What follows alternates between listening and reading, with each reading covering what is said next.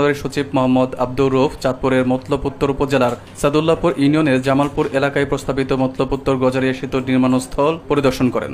সচিব জানান, ৪,৭৮৩ কোটি টাকা ব্যয়ে নির্মিতব্য এই সেতুটি একটি কেবল স্টেট সেতু, যা বাংলাদেশে প্রথমবারের মতো নির্মাণের প্রস্তাব করা হয়েছে। তিনি আরও আশা প্রকাশ করেন যে আগামী বছরের প্রথমার্ধেই এই সেতুর দৃশ্যমান অগ্রগতি চোখে পড়বে।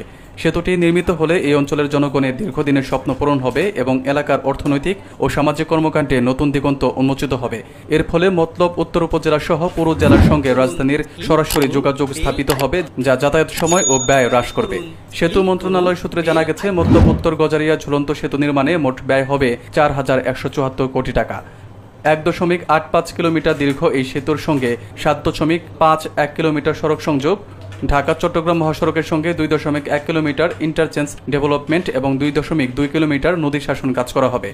এই সেতু বাস্তবায়িত হলে জিডিপি প্রবৃদ্ধির হার ০.২৩% বাড়বে এবং এটি ঢাকা ও চট্টগ্রাম বিভাগের মধ্যে বিকল্প সড়ক যোগাযোগ স্থাপন করবে।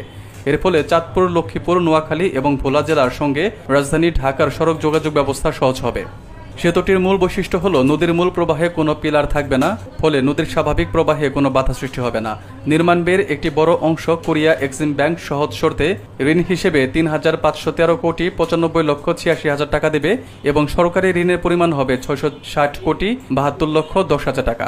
ঋণ পরিশোধের মেয়াদ ৪০ বছর এবং গ্রেস পিরিয়ড ১৫ বছর। পরিদর্শনকালে সড়ক ও সেতু বিভাগের ঊর্ধ্বতন কর্মকর্তাবৃন্দ এবং স্থানীয় প্রশাসনের কর্মকর্তারা উপস্থিত ছিলেন।